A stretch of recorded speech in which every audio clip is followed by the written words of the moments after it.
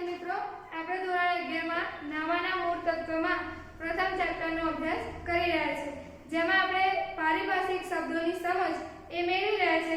આપણે ઘણા બધા પારિભાષિક શબ્દોની સમજ મેળવી રહ્યા છે। તો ગઈકાલે આપણે આવક અને નફા એ બંને વિશેનો ખ્યાલ જોયો હતો। તો આવક એટલે શું?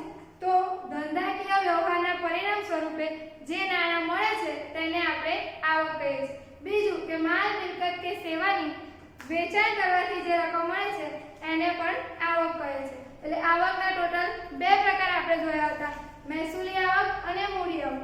મહેસૂલી આવક એટલે ધંધાના રોજબરોજના વ્યવહારમાંથી જે આવક મળે છે તેને આપણે મહેસૂલી આવક કહીએ છીએ અને તે નિયમિત રીતે ધંધાને મળતી જ હોય છે અને તેની મુદત 1 વર્ષ જેટલી હોય છે અને એના આધારે આપણે કોઈ પણ વર્ષનો નફો કે નુકસાન જાણી શકીએ છીએ અને એને મહેસૂલી ઉપજ તરીકે પણ ઓળખી શકાય છે। જેમ કે વેચાણ, કમિશન, ભાડું એ બધું મહેસૂલી આવક આવશે। એવી જ રીતે બીજું જોયું હતું કે મૂડી આવક। તો મૂડી આવક એટલે શું?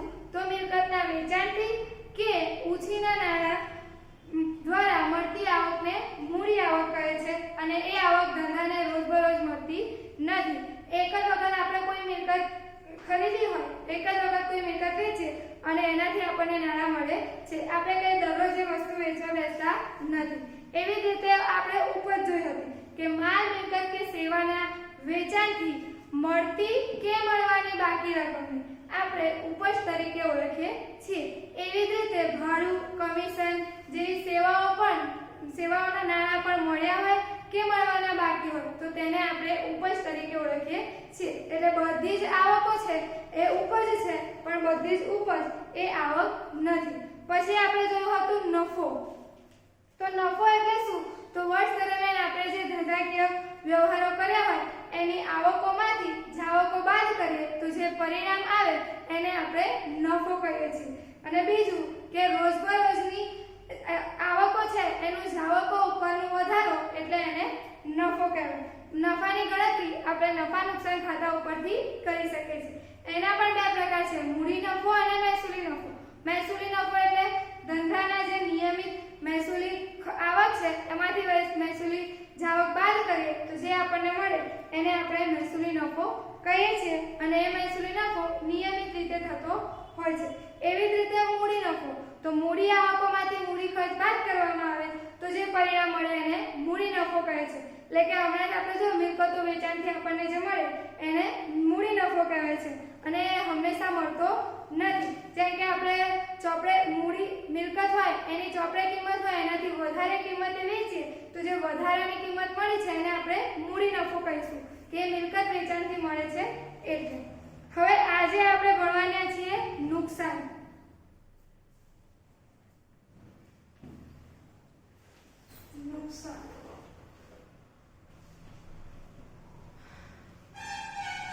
નુકસાનનો બે અર્થ।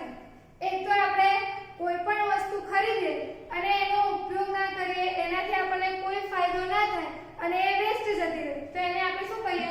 નુકસાન। જેમ કે એનો મતલબ શું થાય? કોઈ પણ પ્રકારનો લાભ મેળવ્યા વગર જ વસ્તુ ગુમાવી દેવાય તો એને આપણે નુકસાન કહીએ છીએ। બીજું કે આપણે જે આવકો છે એના કરતાં જાવક વધારે હોય, એટલે કે આવક હોય એના કરતાં ખર્ચા વધારે હોય તો પણ એને શું કહેવાશે? નુકસાન। એટલે કે જેમ આપણે આવકનો ખ્યાલ જોયો, આવક એટલે શું? તો નફાનો ખ્યાલ જોયો, આવક વધારે હોય અને ખર્ચ ઓછો હોય તો વધારાની જે આવક મળે છે એને આપણે નફો કહીએ છીએ। તો નુકસાન એટલે શું? તો ખર્ચ વધારે હશે અને આવક ઓછી હશે ત્યારે જે બંનેના તફાવતની રકમ હશે એને પણ આપણે નુકસાન કહીશું। તો પહેલી વ્યાખ્યા આપણે જોઈ કે કોઈ પણ પ્રકારનો લાભ મેળવ્યા વિના ગુમાવેલ રકમને નુકસાન કહે છે। હવે આપણે ઉદાહરણ તરીકે જોઈ શકીએ કે આપણે બહારથી ટ્રાન્સપોર્ટમાં માલ મંગાવ્યો હોય અને રસ્તામાં અકસ્માત થયો અને બધો જ માલ બળી ગયો તો એ વસ્તુના નાણાં તો આપણે ચૂકવી દીધા થશે। તો એ શું થઈ ગયું કે વસ્તુ આપણે ખરીદી પણ એનો આપણે ઉપયોગ કર્યો નહીં, એનાથી આપણને કોઈ લાભ થયો નહીં અને આપણે એ ગુમાવી દીધી વસ્તુ। તો એ પ્રકારનું જે નુકસાન છે એને આપણે નુકસાન કહીએ છીએ। એટલે કોઈ પણ પ્રકારનો લાભ લીધો ના હોય અને રકમ ગુમાવી હોય તો એને નુકસાન કહે છે। બીજી વ્યાખ્યા કે જે નિયમિત આવકો છે એમાંથી નિયમિત જાવક બાદ કરવામાં આવે તો જે પરિણામ મળે એને પણ નુકસાન કહે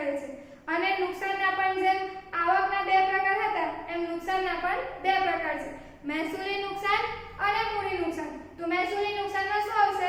મહેસૂલી ખર્ચમાંથી મહેસૂલી આવક બાદ કરવાથી જે પરિણામ મળે એને મહેસૂલી નુકસાન કહે છે. એટલે કે ધંધાના રોજબરોજના વ્યવહારોમાંથી જે આપણને નુકસાન થાય છે એ. એવી જ રીતે મૂડી નુકસાન. તો શું? તો ધંધામાં મહેસૂલી મૂડી જે આવક છે એ ઓછી હોય અને મૂડી આવક જે ખર્ચ છે એ વધારે હોય. એટલે મૂડી ખર્ચમાંથી મૂડી આવક બાદ કરવાથી જે રકમ મળે એને આપણે મૂડી નુકસાન તરીકે ઓળખીએ છીએ. અને જેમ આગળ આપણે જોયું કે મિલકતોની કિંમત ચોપડે હોય એના કરતાં વધારે કિંમતથી વેચે તો એ આપણને ફાયદો છે. પણ ચોપડે કિંમત કરતાં ઓછી કિંમતે વેચે, જેમ કે 5 લાખની મિલકત હોય અને આપણે 3 લાખમાં વેચીએ તો 2 લાખ રૂપિયા જે ઓછા મળ્યા એને આપણે મૂડી નુકસાન તરીકે ઓળખીએ છીએ. તો એની વ્યાખ્યા લખીશું. કોઈ પણ પ્રકારનો લાભ મેળવ્યા વિના ગુમાવેલ રકમને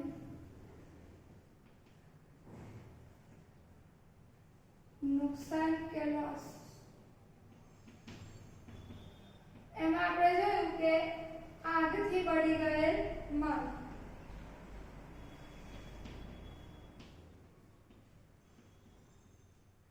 બીજી વ્યાખ્યા જોઈ હતી કે નિયમિત ખર્ચમાંથી નિયમિત આવક બાદ કરીએ તો જે મળે એને પણ નુકસાન કરીએ છીએ. તો લખીશું વર્ષ દરમિયાન નિયમિત ખર્ચમાંથી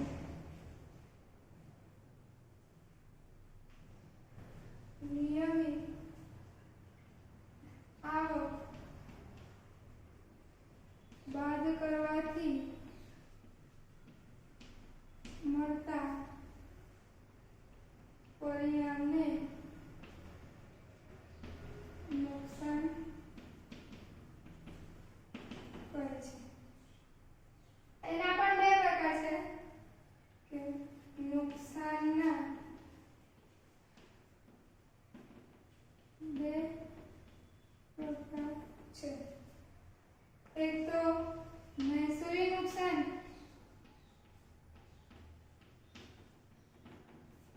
અને બીજું છે મૂડી નુકસાન. મહેસૂલી નુકસાન એટલે મહેસૂલી ખર્ચમાંથી મહેસૂલી આવક બાદ કરીએ તો જે પરિણામ મળે એને મહેસૂલી નુકસાન કહેવાય. અને મૂડી નુકસાન તો મૂડી ખર્ચમાંથી મૂડી આવક બાદ કરવાથી જે આપણને મળે એને આપણે મૂડી નુકસાન કહીએ છીએ.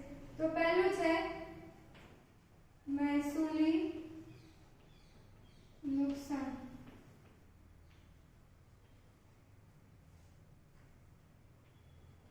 મહેસૂલી ખર્ચમાંથી મહેસૂલી આવક બાદ કરવાથી મળતા પરિણામને મહેસૂલી નુકસાન કહે છે. એટલે ખર્ચા વધારે હોય અને આવક ઓછી હોય.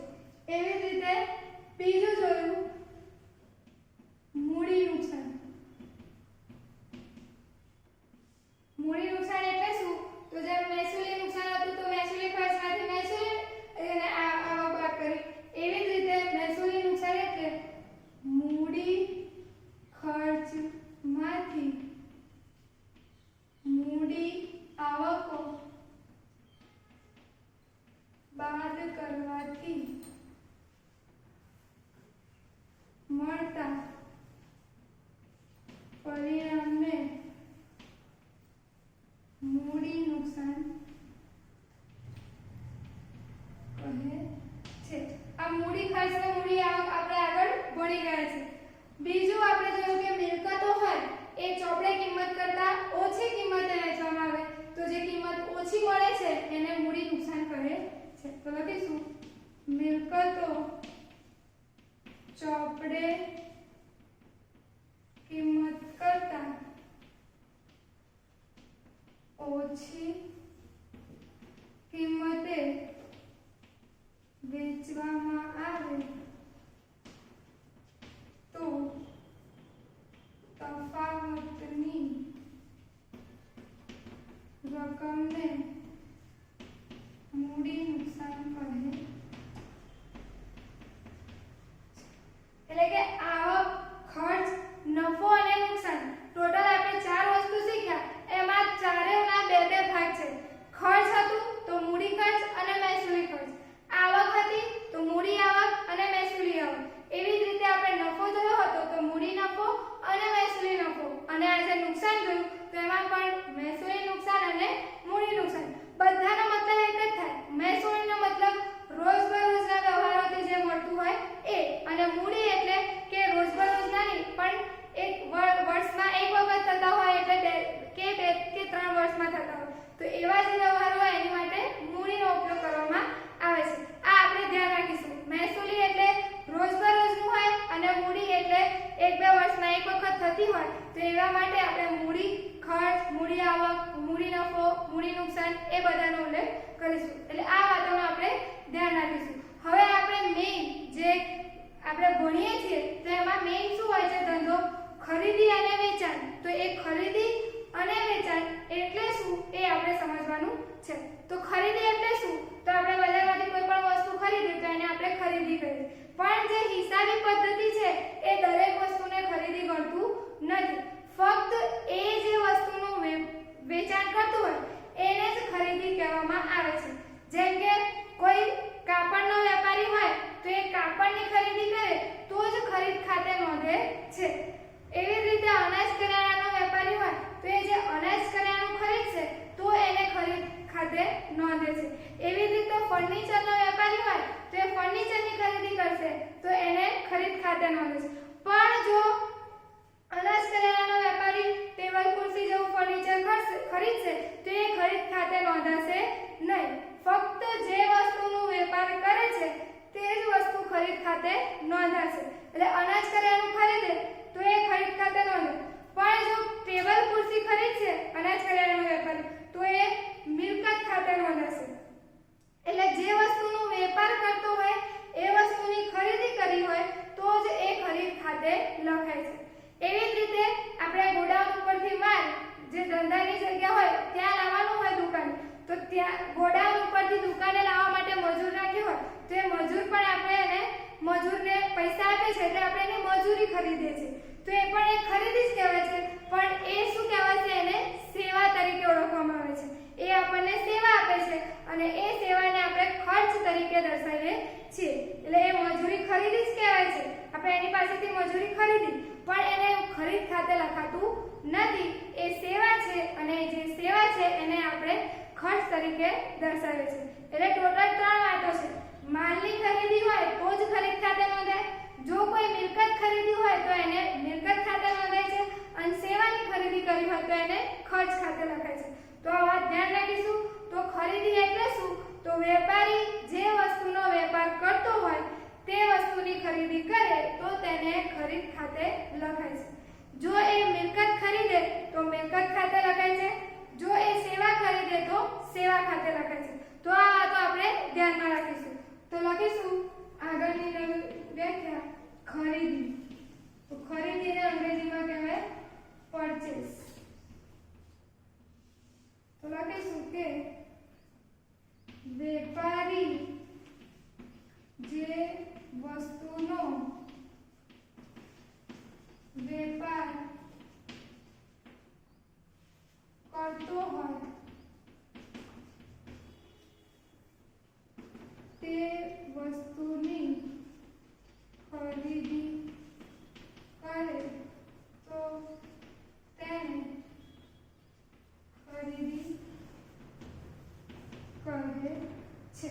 એવી રીતે એમાં બીજું જોયું કે જો તે મિલકતની ખરીદી કરે તો મિલકત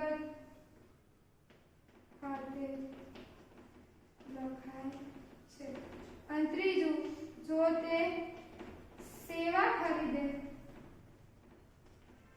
તો ખર્ચ ખાતે લખાય છે।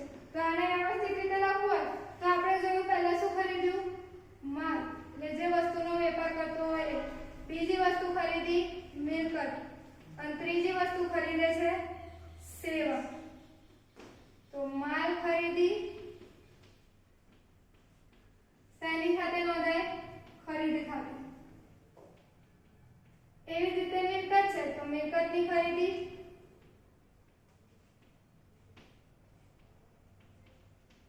મિલકત ખાતે નોંધાય અને સેવા તો સેવાની ખરીદી હોય તો એ ખરીદી ખર્ચ ખાતે લખાય છે એટલે જે ખર્ચ હોય એના ખાતે લખવામાં આવે છે। તો આ આપણે ધ્યાનમાં રાખીશું। આપણને એવું કીધું હોય કે જે વેપારી છે ધંધાનો માલિક છે એ ફર્નિચર ખરીદે છે તો એને ખરીદ ખાતે નહીં લખીશું પણ શેના ખાતે લખીશું મિલકત ખાતે। એવી જ રીતે મજૂરી ખરીદે છે તો એ મજૂરી ખર્ચ ખાતે લખીશું ખરીદી ખાતે લખીશું નહીં। એટલે ખરીદીમાં આપણે ધ્યાન રાખીશું કે જેનો વેપાર કરતો હોય એ વસ્તુ ખરીદી હોય તો જ એને ખરીદ ખાતે લખીશું। હવે આ ખરીદી છે તો એના પછીનો આપણને મળે છે ખરીદ પરત। તો ખરીદ પરત એટલે શું તો કોઈ કારણસર આપણે માલ ખરીદ્યો પણ કોઈ કારણસર આપણને માલ ના ગમે તો આપણે એ માલ પાછો આપીએ તો એને શું કહીશું ખરીદ પરત। તો લખીશું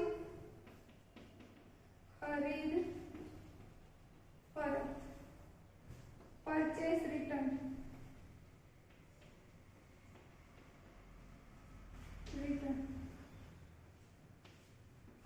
એટલે કોઈ કારણોસર માલ ન ગમે તો એને પરત કરવામાં આવે અથવા કોઈ નુકસાની હોય કે કોઈ પણ કારણ હોય તો એના લીધે માલ પરત કરવામાં આવે તો એને આપણે શું કહીશું ખરીદ પરત। અને બીજું કે જે માલ આપણે ઉધાર ખરીદ્યો હશે એને જ આપણે ખરીદ પરત ખાતે નોંધીશું। જો આપણે રોકડથી વ્યવહાર કર્યો હશે એટલે ખરીદી વખતે નાણાં ચૂકવી દીધા હશે તો આપણને પરત કરવા હશે તો નાણાં પણ આપણને તરત મળી જશે। પણ જ્યારે ઉધાર ખરીદી હશે ત્યારે ઉધાર ખરીદી આપણે પરત કરી હશે તો એના નાણાં આપણે ચૂકવ્યા પણ નહીં હોય એટલા માટે એની નોંધ કરવામાં આવે છે અને એ જ ખરીદ પરત આપણે નોંધીએ છીએ। તો લખીશું કે ઉધાર ખરીદે માલ કોઈ કારણસર પરત કરવામાં આવે તો તેને ખરીદ પરત કહે છે। એટલે કે ઉધાર ખરીદ્યો હોય એ જ માલ આપણે પરત કરીએ એવું નથી હોતું પણ ઉધાર ખરીદેલો માલ પરત કરીશું તો એને ખરીદ પરત કહેવાશે અને એની નોંધ થશે। રોકડેથી માલ ખરીદ્યો હશે તો એનો માલ પરત કરીશું તો આપણને તરત પૈસા ચૂકવી દેશે એટલે એની નોંધ થશે નહીં। એટલે ઉધાર ખરીદેલ માલ આપણે પરત કરીએ તો એ ખરીદ પરત ખાતે લખવામાં આવે છે। હવે આપણે આ ખરીદી છે એવી જ રીતે બીજો ખ્યાલ છે વેચાણ તો એ હવે જોઈશું। તો હવે આપણે વેચાણ જોઈશું। તો જેમ ખરીદી હતી કે વેપારી જે વસ્તુનો વેપાર કરતો હોય એ વસ્તુની ખરીદી કરે તો એને આપણે ખરીદી કહીએ છીએ। એવી જ રીતે વેપારી જે વસ્તુનું વેચાણ કરતો હોય એવી વસ્તુ વેચે તો એને આપણે વેચાણ કહીશું। જેમ કે ફર્નિચરના વેપારી ફર્નિચર વેચે છે તો એ ફર્નિચર વેચે તો એ વેચાણ ખાતે નોંધાશે। અને જો કોઈ વેપારી હોય તો એ અનાજ કરિયાણાની દુકાન હોય તો એ અનાજ કરિયાણું વેચતો હોય તો અનાજ કરિયાણું વેચે તો એ વેચાણ ખાતે નોંધાશે। પણ એની અંદર જો ધંધા માટે એને કાર લીધી હોય અને એ કાર હવે એને વેચવી હોય તો એ કાર વેચશે તો એને વેચાણ ખાતે લખી શકાશે નહીં। કેમ તો એ શું છે ધંધાની મિલકત છે અને મિલકત વેચે તો એને મિલકત ખાતે લખવામાં આવે છે। એવી જ રીતે સેવા એટલે કે કોઈ કંપની હોય તો જેમ કે ફર્નિચરની દુકાન છે તો એને ફર્નિચરની જે મોટા કંપની હશે એની જોડથી માલ વેચવાનું લીધું હશે તો એ વેચાણ કરશે તો જે કંપની હશે એ એને કમિશન આપશે।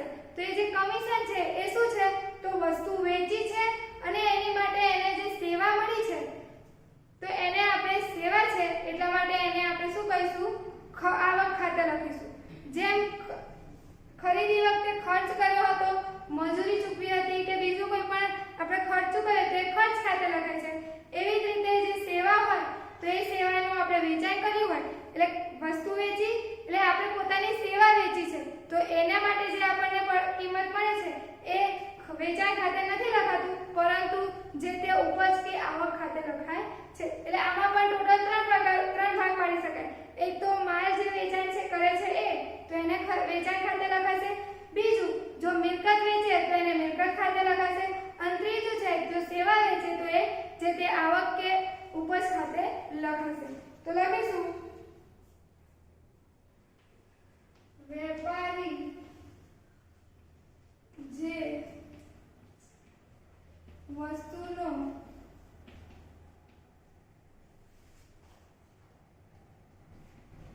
વેપાર કરતો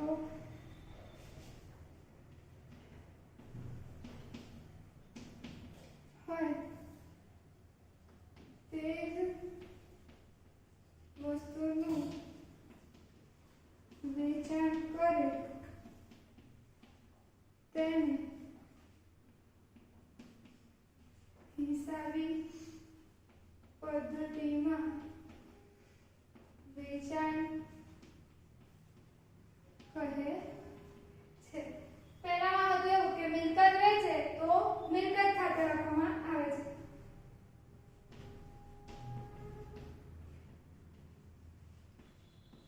મિલકતનું વેચાણ કરવાથી મળતી ઉપજ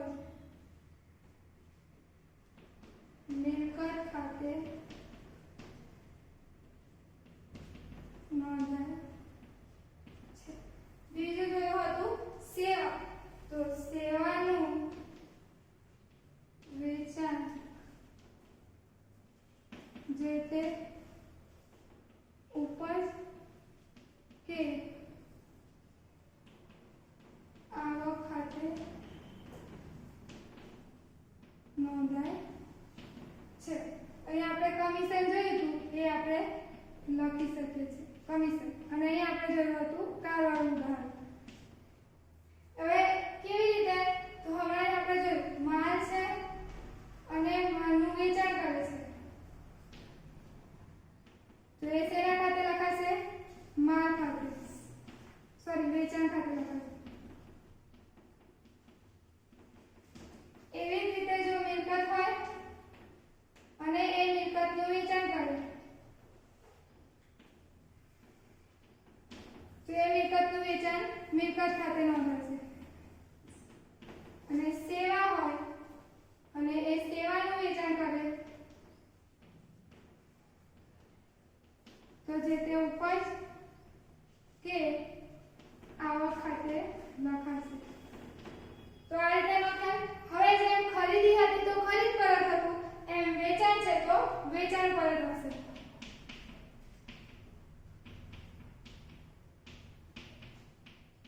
વેચાણ પરતમાં પણ સેમ એવું જ કે એમાં શું હતું ઉધાર ખરીદેલ માલ અહીં શું હશે ઉધાર વેચેલ માલ એટલે કે ઉધાર વેચેલો માલ હશે એ કોઈ કારણસર ગ્રાહક આપણને પરત કરે તો એ આપણે શેમાં નોંધીશું વેચાણ પરત તરીકે નોંધીશું. તો લખીશું કે ઉધાર વેચે માલ કોઈ કારણસર ગ્રાહક દ્વારા પરત કરવામાં આવે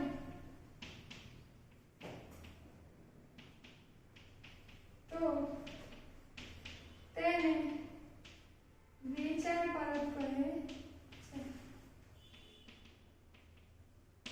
તો આ ખરીદી અને વેચાણનો ખ્યાલ થયો. તો ફરીથી યાદ કરીએ ખરીદી એટલે શું તો વેપારી જે વસ્તુનો વેપાર કરતો હોય એ વસ્તુ ખરીદી કરે તો એને ખરીદી કહે છે.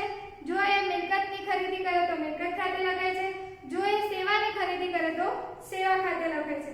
બીજું આપણે જોયું ખરીદ પર તો ઉધાર ખરીદેલ માલ કોઈ કારણસર પરત કરવામાં આવે તો તેને ખરીદ પરત તરીકે ઓળખવામાં આવે છે. પછી વેચાણ વેપારી જે વસ્તુનો વેપાર કરતો હોય તે વસ્તુનું જ વેચાણ કરે તો તેને આપણે વેચાણ તરીકે લખવામાં આવે છે. અને મિલકતનું વેચાણ કરે તો મિલકત ખાતે લખાય છે અને સેવાનું વેચાણ કરશે તો એ ઉપજ કે આવક ખાતે લખાશે અને વેચાણ પરત તો ગ્રાહકને આપણે માલ વેચ્યો છે એ કોઈ કારણસર આપણને પરત કરે તો એને પણ આપણે વેચાણ પરત તરીકે ઓળખીએ છીએ. હવે આગળનો ખ્યાલ છે સ્ટોક.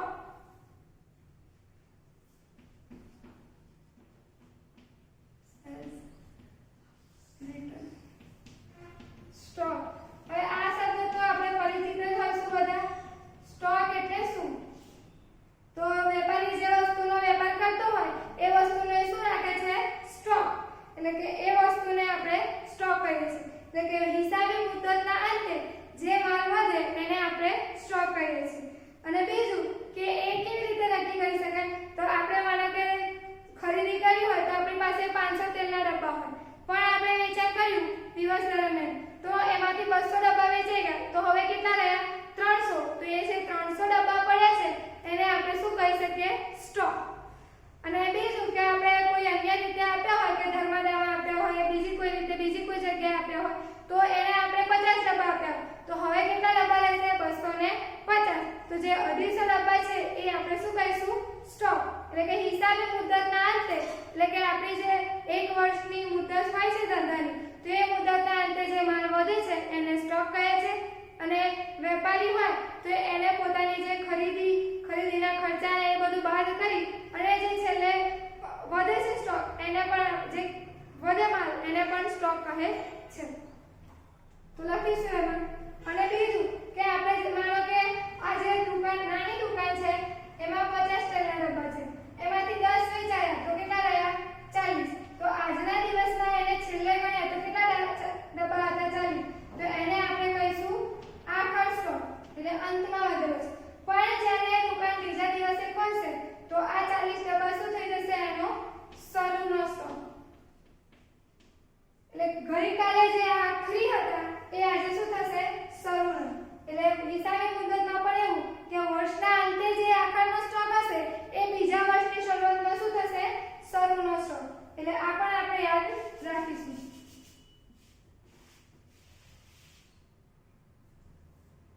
તો લખીશું હિસાબી મુદ્દતના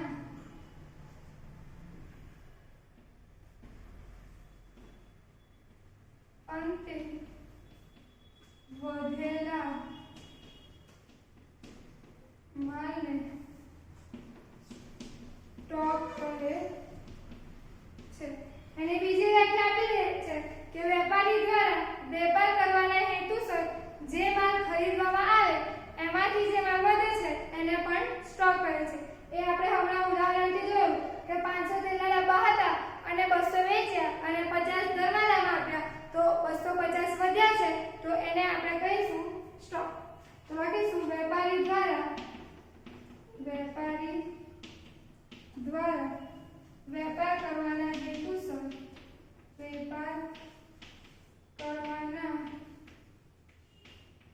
હેતુસર જે માલ ખરીદવામાં આવે તેમાંથી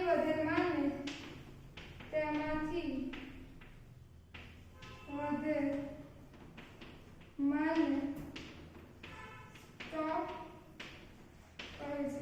અને ત્રીજી પણ વ્યાખ્યા આપેલી છે કે માલની ચોખ્ખી ખરીદીમાંથી વેચેલા માલની પડતર અને અન્ય માલની જાવક બાદ કરવાથી મળતી રકમને સ્ટોક કહે છે. જે હમણાં કહ્યું એ કે 500 ડબ્બા ખરીદ્યા એમાંથી જે વેચ્યા એ 200 હતા અને અન્ય રીતે વેચ્યા એ 50 હતા તો ટોટલ 250 વધે છે તો એને આપણે સ્ટોક કહીએ છીએ. તો લખીશું માલની ચોખ્ખી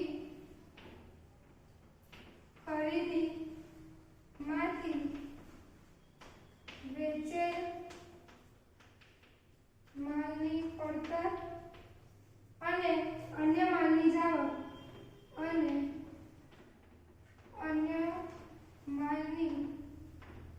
જાવક બાદ કરવાથી